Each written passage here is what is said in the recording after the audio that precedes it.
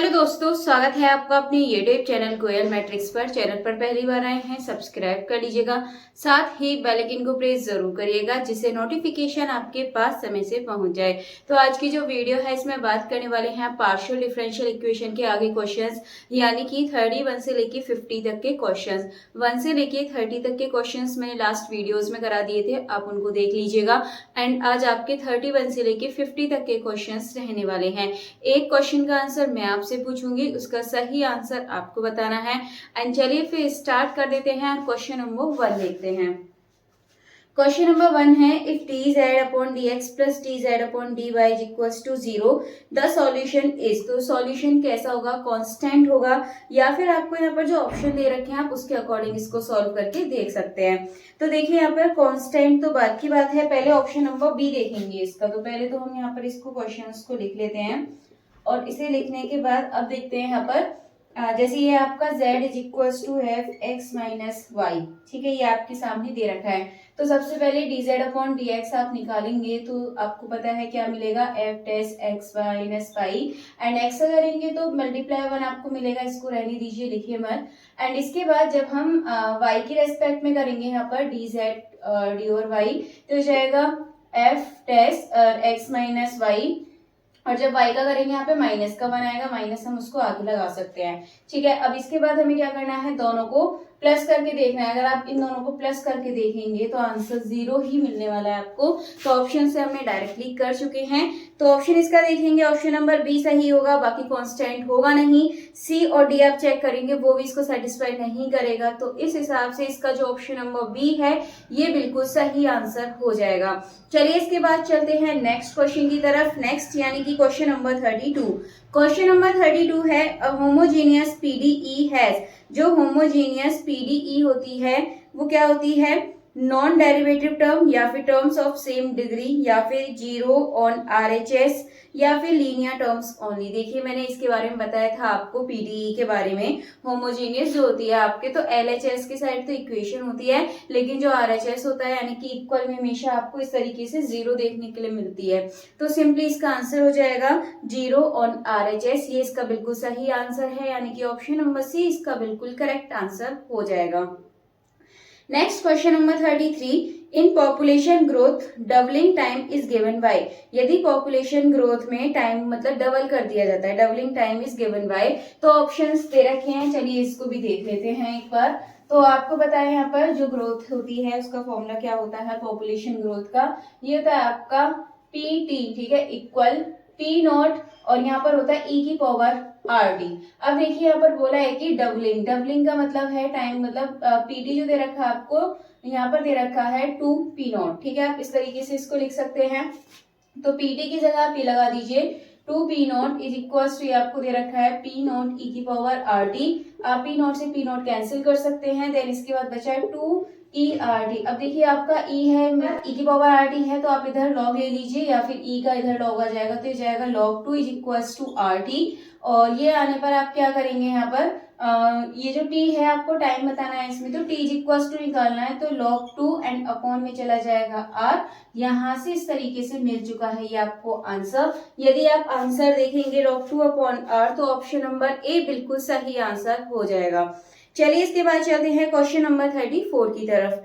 Question number 34 है, the PDE आपको यहाँ पर दे रखा है और आपसे पूछा है ये कैसी इक्वेशन होगी, वेव इक्वेशन होगी, हीट होगी, पॉइजन होगी या फिर यूलर होगी। तो इसका सही आंसर अब आपको बताना है, डायरेक्टली याद रखने वाला क्वेश्चन है ये, तो इसका आंसर आप आसानी से बता सकते हैं कि इसका सही आंसर क्या होगा, तो कमेंट बॉक्स में बताइएगा जरूर।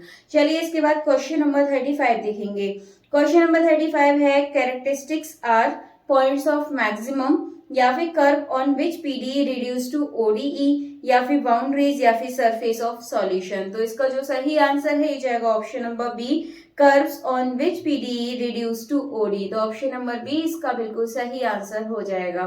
नेक्स्ट है क्वेश्चन नंबर 36। क्वेश्चन नंबर 36 है, the term flux often appear in. जो टर्म फ्लक्स है वो ऑफन अपीयर किस में अपीयर करता है, ज्योमेट्री, इकोनॉमिक्स, फिजिक्स, मॉडलिंग या फिर फाइनेंस। तो आपके सामने चार ऑप्शंस दे रखे हैं, इसका कौन सा आंसर सही हो जाएगा?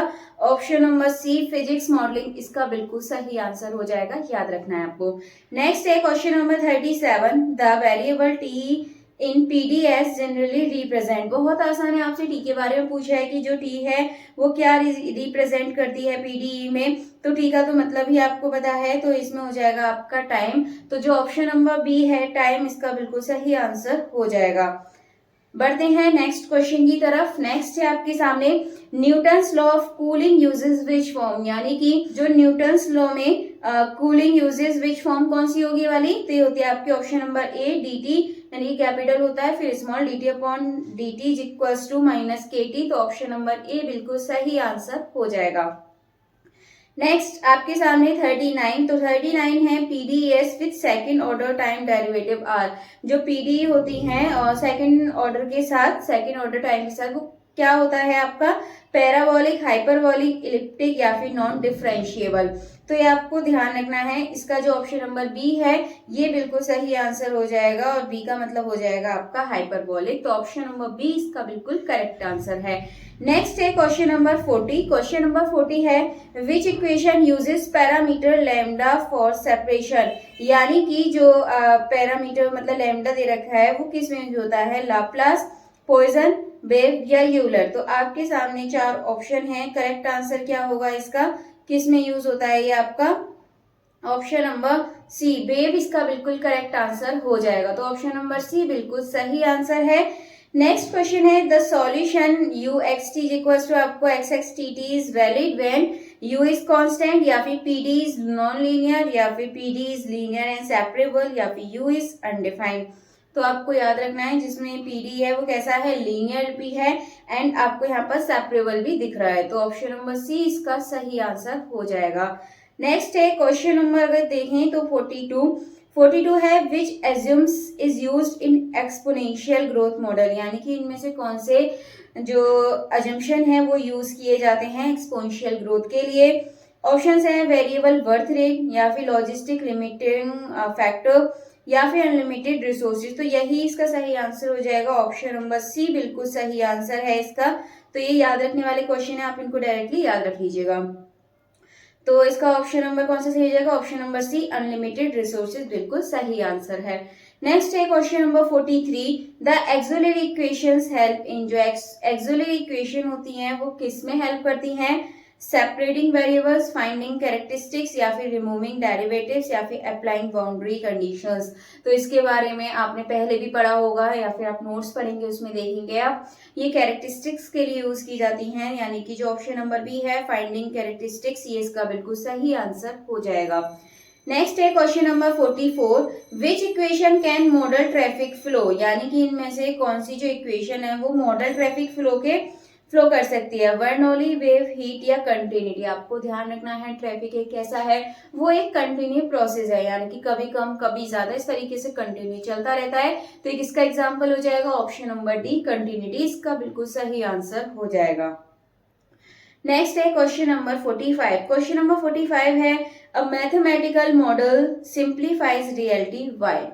ऑप्शंस हैं removing variables, making exact prediction, या फिर इग्नोरिंग बिहेवियर, या फिर यूजिंग अजम्पशंस। तो ऑप्शंस आपके सामने, मतलब यहाँ पे क्वेश्चन क्या था? मैथमेटिकल मॉडल सिंप्लीफाइज रियलिटी, किस पे होती है रियलिटी? इस पे एक तरीके से यूजिंग अजम्पशंस। तो ऑप्शन नंबर डी बिल्कुल सही आंसर हो जाएगा। नेक्स्ट है question number 46, the initial population in exponential model is. जो यहाँ पर पॉपुलेशन होती है, इनिशियल पॉपुलेशन, वो कौन सी होती है? P T, R, P not या के। तो आपको ध्यान रखना है ये जो पी नॉट होता है आपका, ये यहाँ पर क्या होता है? इनिशियल पॉपुलेशन है। तो इसका जो ऑप्शन नंबर सी है ये बिल्कुल सही आंसर हो जाएगा। तो 46 का option number C, P not, एकदम करेक्ट आंसर है।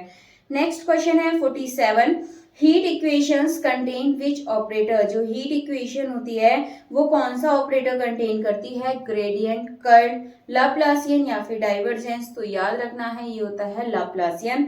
तो ग्रेडियंट, कर्ल, डाइवर्जेंस ये हीट इक्वेशंस में नहीं होते हैं। तो ऑप्शन नंबर सी, लाप्लासियन, इसका बिल्कुल करेक्ट आंसर हो जाएगा।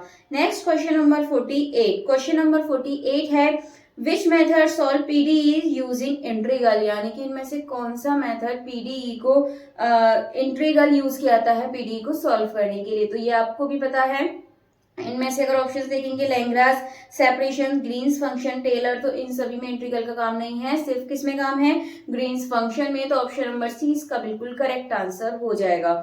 नेक्स्ट है question number 49, PDS are useful in, जो पीडीएस होता है वो किस में यूजफुल होता है, स्टैटिक मॉडल्स ओनली, या फिर टाइम इन्वॉल्विंग सिस्टम, या फिर अलजेब्रा, या फिर नंबर थ्योरी।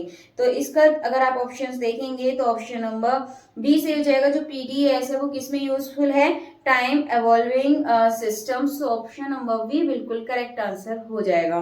नेक्स्ट है क्वेश्चन नंबर 50। क्वेश्चन नंबर 50 है, what does a well posed problem require, any equation, infinite solution, या फिर एग्जिस्टेंस, यूनिकनेस, स्टेबिलिटी, या फिर वन बाउंड्री कंडीशन ओनली। तो आपको ध्यान रखना है वेल पोस्ट प्रॉब्लम क्या रिक्वायर करती है, एग्जिस्टेंस, यूनिकनेस और स्टेबिलिटी, यानी कि जो ऑप्शन नंबर सी है ये बिल्कुल इसका सही आंसर हो जाएगा। चलिए टोटल 50 क्वेश्चंस, यानी कि सभी वीडियोस में मिलाकर 1 से 50 क्वेश्चंस कंप्लीट हो चुके हैं। 31 से लेके 50 तक आज मैंने आपको करा दिए हैं। बाकी कल आपके नेक्स्ट टॉपिक दूसरा रहने वाला है, तो आप बता दीजिएगा कमेंट बॉक्स में कि किस टॉपिक के क्वेश्चंस रखे जाएं। बाकी मैंने कई सारे टॉपिक के आपको करा भी दिए हैं, प्लेलिस्ट अलग से बनी हुई है, आप उसमें देख लीजिएगा। चलिए फिलहाल अभी वीडियो को यहीं पर खत्म करते हैं। जो क्वेश्चन मैंने आपसे पूछा उसका आंसर आप कमेंट बॉक्स में बता दीजिएगा। बाकी मिलते हैं हमारी नेक्स्ट वीडियो में आगे के क्वेश्चंस के साथ।